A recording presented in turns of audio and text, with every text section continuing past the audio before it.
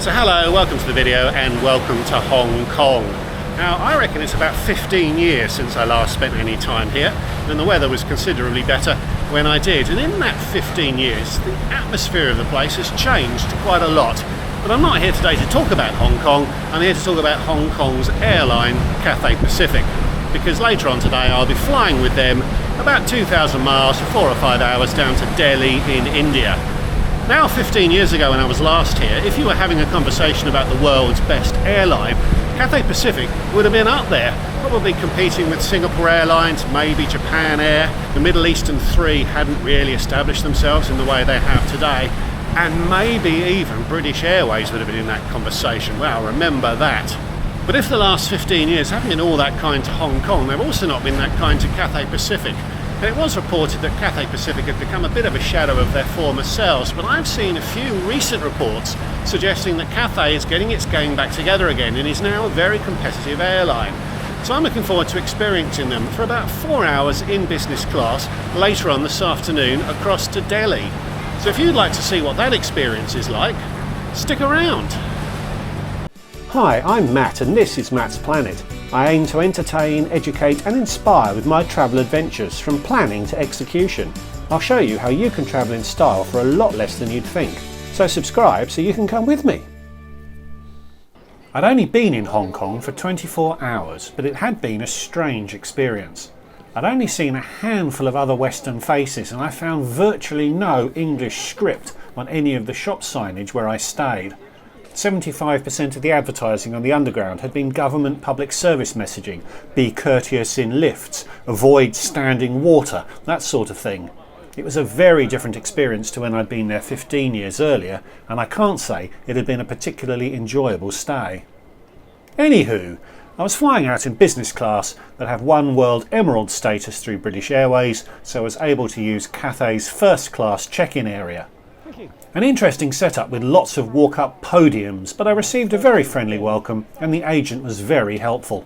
I was taking 4 consecutive connecting flights to get back to London, starting with a connection in India, so it wasn't the easiest check-in the agent would handle that day. The agent took some time to make herself comfortable that I knew I had to stay away from the border when I arrived in India, as I didn't have an entry visa and Cathay would be in the firing line if I tried to immigrate. Which I already understood, but she was at pains to explain it to me multiple times. But once I convinced her I wasn't a complete idiot, I came away with 4 boarding passes. I then headed to the fast-track security lane. I actually followed a group who checked in next to me, but I wasn't allowed through. Unlike that other group, I hadn't been given the physical pass I needed to gain access. I've no idea whether the check-in had been so convoluted that the agent just forgot to give me one, or whether the passes are only given to people actually travelling in Cathay's first cabin. But the regular security queue didn't look bad, and I decided not to head all the way back to the check-in area to find the answer to that question, and I was quickly through. I spent a good few hours at the airport exploring the excellent range of lounges on offer, and I made a video about that experience which you can find here. Time absolutely flew past and I had to drag myself away from the excellent pier lounge to get on the plane. Not the best view of the plane from the gate, but this was to be a 7-year-old A350, the 900 version, which is 7 metres shorter than the 1000 version operated by BA. I quite liked the graphical display over the gate that Hong Kong Airport uses. This was pre-boarding for those needing more time. Shortly after Group 1 was called and it was an automated gate check before the walk down to the plane. A brief pause as I caught up with those who had indeed needed more time to board. But I was quickly on and into the business cabin. 7.5 rows of 1-2-1 reverse herringbone seating with another 2-row mini cabin behind the galley. Seat 12A today, which was actually the front seat on the right hand side. A saffron cirrus seat, if you're taking notes, also used by American Airlines and Air France. And it's a nice seat. A remote and seat controls over your left shoulder, that was a light rather than an air vent. Behind is a reasonably sized storage cabinet, although the preloaded water and headphones did take up most of the space. An amenity kit and menus were pre-delivered to the seat, and a large screen had been pre-deployed into the viewing position. Underneath that on the left was another quite well hidden storage bin, a sizable one too, into which the amenity kit easily disappeared. Close to full marks for storage in this seat. A pre-departure champagne was offered and accepted, Ayala Brut Reserve to be precise. Not a massive pour, it has to be said, but as I'd spent over 5 hours in lounges prior to boarding, that may not have been a bad thing. Cheers.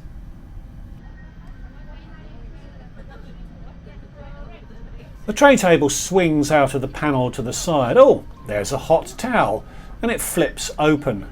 Not the biggest table you'll see, but sturdy. It does slide a bit out of the way to allow you to leave the seat, but it's a bit of a struggle if the table has much on it. There's a slim literature slot on the back of the seat in front. I never worked out what that lower latch does,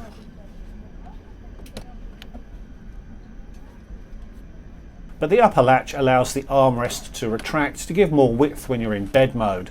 A pack of bedding could be found in the footwell, and here you can see the foot cubby. Cathay elects not to give front row passengers a space bonus for having no one in front of them. These seats have no doors, but the seat has wings, which creates a good level of privacy when you are seated.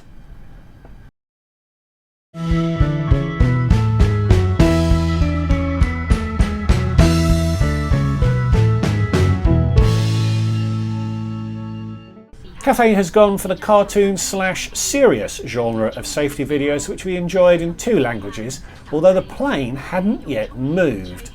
It turned out that the rain we'd experienced in Hong Kong that day had disrupted operations.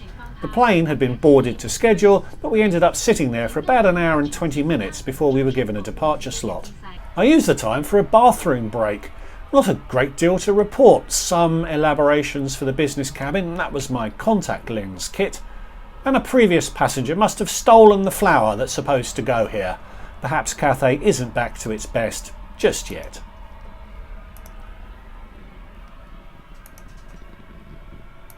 The menus were both good and bad. On the drinks side, there was only 1 red, 1 white and 1 dessert wine available, which is a skinnier range than any other business flight I can remember.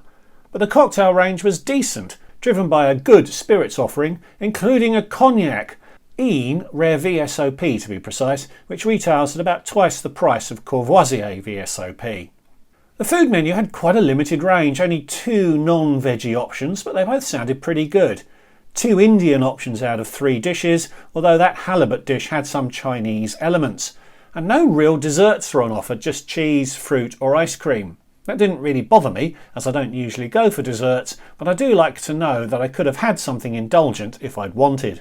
Even though we weren't moving, the door was closed, so the crew felt able to crack open the drinks cabinet and offer us something while we waited. I had a glass of the French Bordeaux with some nuts. Both were very nice. I also checked out the amenity kit, which was quite good. Alongside the usual stuff, there was a dental kit with mouthwash, which isn't a usual inclusion. No socks, but there had been slippers waiting at the seat. Time did start to drag, so I also had a good look at the entertainment system. These days, English is a minority language amongst Cathay's customers, so the English language range was not amazing, but you'd certainly be able to entertain yourself on a longer flight. Eventually we pushed back, and the apron didn't look that wet to me despite the rain that had delayed us, and up into what was now a Hong Kong late evening. Cathay has made one investment that suggests they want to be seen as a premium airline, in that they've installed exterior cameras on these A350s. It's always a pleasure to find these. Service started quite rapidly after takeoff. We started with orzo pasta, served with a salad, and another salad squared perhaps, and some very yummy garlic bread. For mains I went for the chicken masala, served in a ceramic dish, but it looked like it had been heated in the dish rather than having been plated, although I could be wrong. And either way, it was really tasty.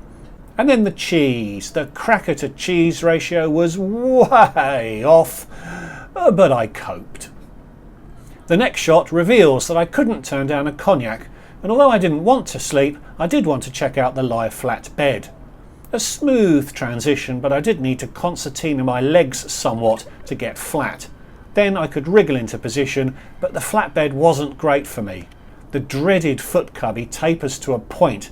I still had my shoes on here, which are a bit bigger than my feet, but it was really snug down there.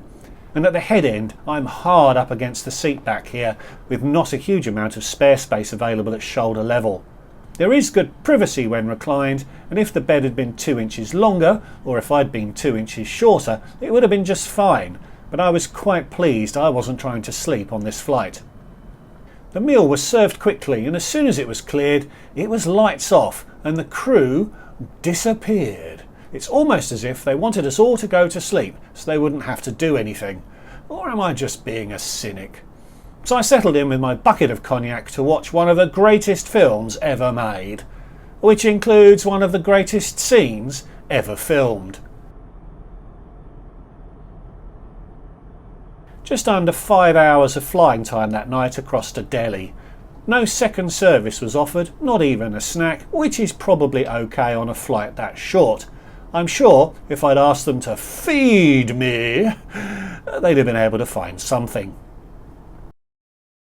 And down into Delhi, landing 1 hour and 21 minutes late. So, Cathay Pacific's business class. I'd picked this flight in part because it was only 39 miles longer than the flight I'd taken with BA to Amman earlier in this trip. And if Cathay had been in a contest with BA as to who offered the best experience on a flight of that length, the fight would have been called off in round one once you'd seen Cathay's seat. It's really no contest. Cathay's food and drink was marginally better, and the entertainment was significantly better, mostly because there was some. Cathay also nicks a win on the ground experience, as that Pier First Lounge beats the Concorde Room, and remember the Pier is available to Emerald card holders in the One World Alliance, whilst the CCR is for BA's Gold Guest List members only. The only category where BA won was the crew, who were present for the whole flight down to Amman. So would I pick Cathay in the future, in preference to other Asian airlines they may be competing with? Probably not.